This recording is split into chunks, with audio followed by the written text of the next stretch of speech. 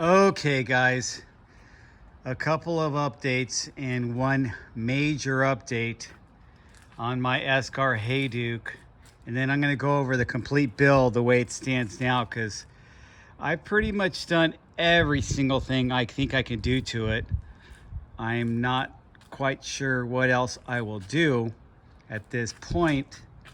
Maybe change my rotors to 180 and 200 or something like that. But other than that, it sets pretty nice the way it is. And let me tell you about my one major update. And I'm not sure if you can notice that yet, but yes, I went ahead and got Berd to lace up my wheels. Now I had the rims and I had the hubs. If you know, these are the same hubs. I've had the Hadley hubs on here for a while, but I'd banged up my old set of rims and I was getting a replacement set. And well, I already had a replacement set ready to go. And what happened was I was thinking, well, I could give it to the bike shop and have them lace up a new set of lace up this set of hoops for me. And it's $100 per wheel. Then if you're going to go with high-end spokes and alloy nipples, it's about another 50 bucks a wheel for the spokes and the nipples and stuff like that. So right there is 300 bucks. You're almost at half the cost for sending these to Berd. Now obviously double 300, 600. It was 700 and a little over 700, like 735 or something like that, or 745.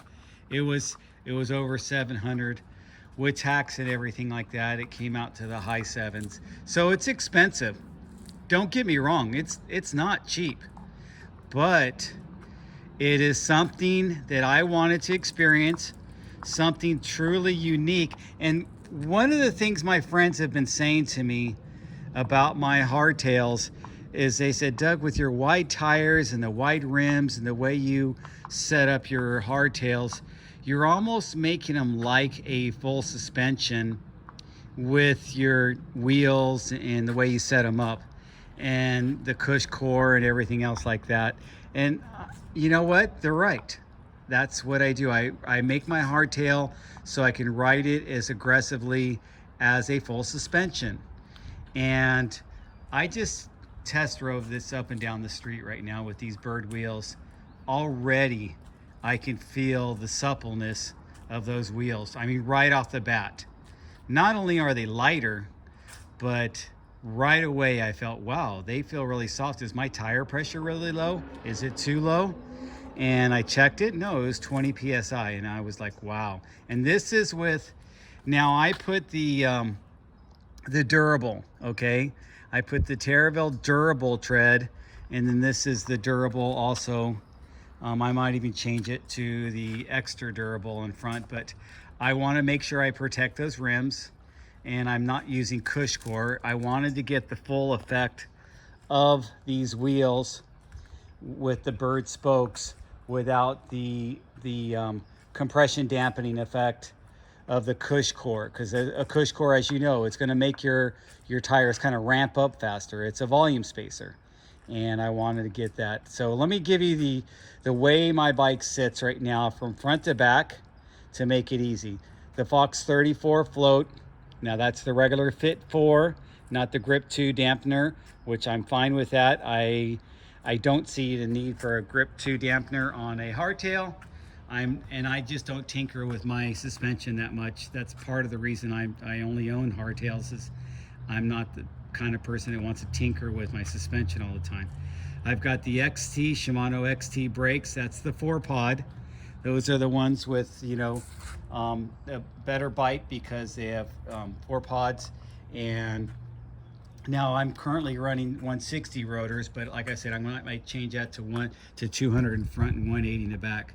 I put these, wow, I got a little scratch on them. I didn't realize I did that. But I put these Flow Pro 120 levers on there. Really love those. Those, you can adjust them right here. I have the Ergon. These are the downhill grips. I really like slim grips. And I'm a slim grip guy. I got small hands, and I like the slim grips, especially when you're wearing gloves. I always wear gloves. And plus, these have the cork at the end that if you booger these things up, you can just put this new thing on instead of the ones that were just a complete piece. When you chew off the ends, you basically ruin your grip. This, you can actually put another piece on. I've done that before. And you know, I always have it. Everybody has extra grips laying around, and you can, you know, pirate parts off old grips. Garmin, that's the 130, at the Garmin Edge 130. The Renthal Fat Bar Carbon with a 10mm rise. The Renthal Duo Stem, which is a really interesting clamshell design, and it's really light, and it's a cool stem. I've always liked it. I had another stem that was shorter. I switched it out with my friend for his 50mm and gave him my 40mm stem. So 50 is where I landed. My bars are cut down to 780. I have all my bars at 780. I think that's a sweet spot. I was around 760 for a while, and then I left one at 780. I've kind of landed there. I mean, I think anything between 760, 780 is just where I want to be to leverage my bikes and to whip them around. Of course, this beautiful Esker Hayduke frame that made me fall in love with steel again. A very old SDG Bel Air saddle, probably needs replacing. I mean, as you can tell, when you go down, you ruin your saddles. That's a personal preference. The dropper post is the Bontrager dropper post. You know what? I have had nothing but good things to say about that dropper post. It's been spot on, and actually it's feels better than my Fox transfer post, which is kind of creaking down a little bit. I don't know what that is. I replaced the cable and it still does that, so I guess I have to send it back into Fox to have them rebuild it. But this one, you get a cartridge, you rebuild it with, you just insert a new cartridge and you're done. This is the Race Face 6C cranks. These cranks, I literally had them as a warranty. Race Face has warranted, they ended up warranting the next G4 cranks that they were building for a while. I went through 2 sets of those where they were bending at the axle right here, and then finally they just sent me, said, well, how about the 6C? At least it's a little more burly. And so they gave me the 6C, which I've been happy with that.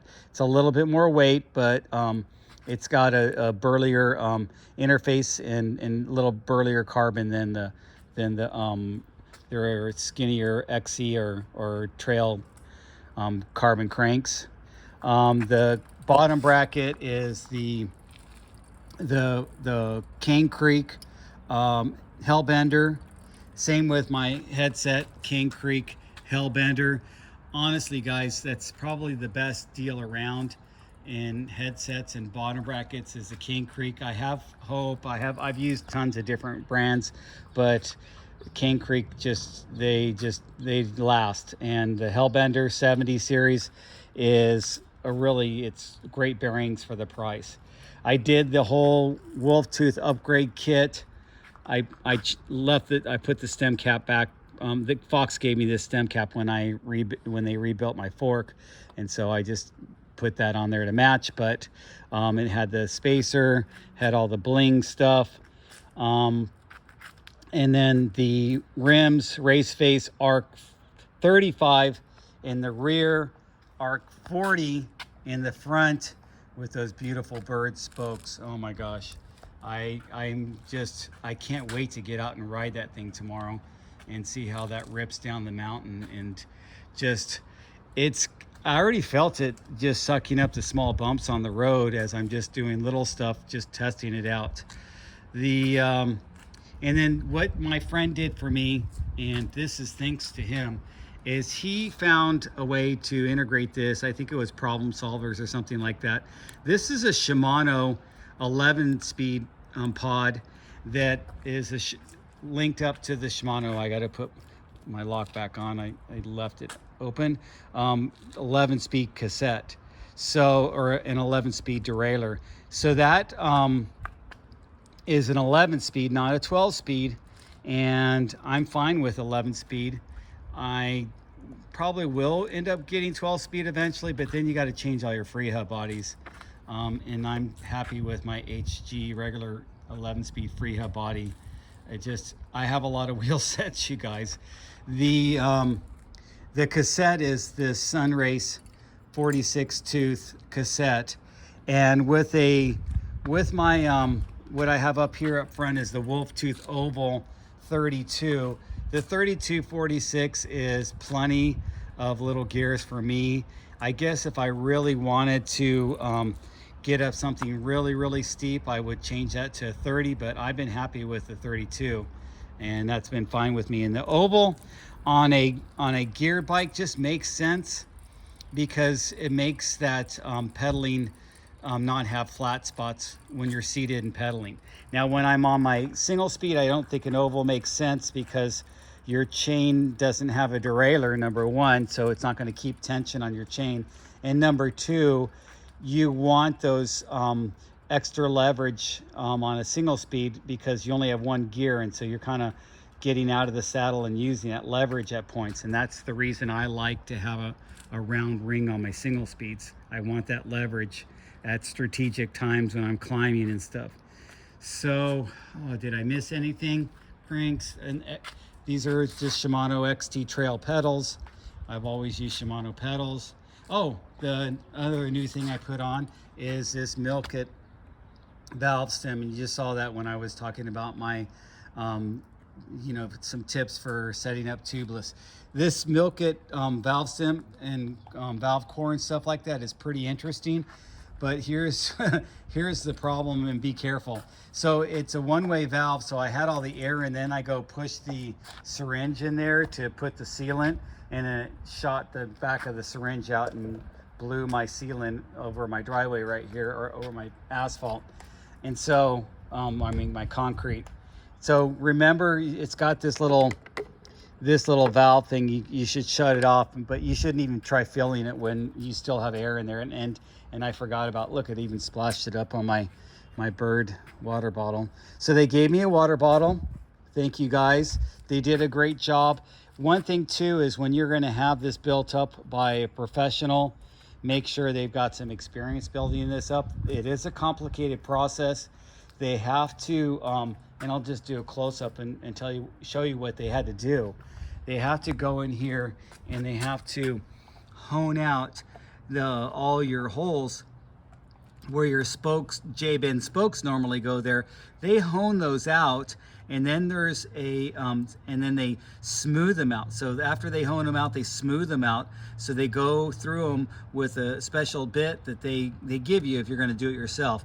But that special bit to smooth all that out, hone that out, and then each one of these strings are anchored in there with another string going across the other way. It's pretty interesting. That just is fibrous. It's like the fibrous string used for your tents and all that stuff. And they've got patents on it, and everybody's been saying it's amazing. I mean, if you guys ever worked in construction and stuff like that, and or worked on a flight line, you realize that all these things are kind of anchored down with these with the straps that are, it's not chains anymore, they're straps. So when I was in the Air Force, we strapped everything down on the C-135 planes and stuff like that. It was not a chain, it was a high. And so if those straps can hold down a tank in a plane or something like that, that's some pretty strong material.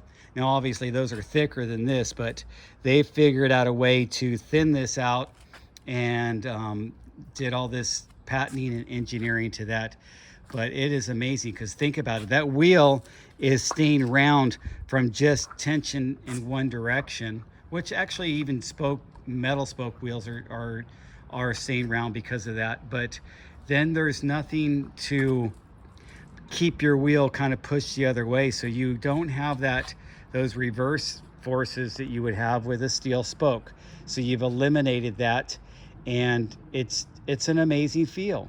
I highly recommend that if you are considering getting a new wheel set, that you would try the Berds. I'm going to give you my review after I ride them. I'll tell you if I think they're too soft. Now mine's a little bit different because I've got these laced up to aluminum rims, and usually people that are going to go high end, they just go all out and get carbon rims. But aluminum rims have more give, and I thought that would be a great combination for those spokes with more give, and to make this a softer feel for a hardtail.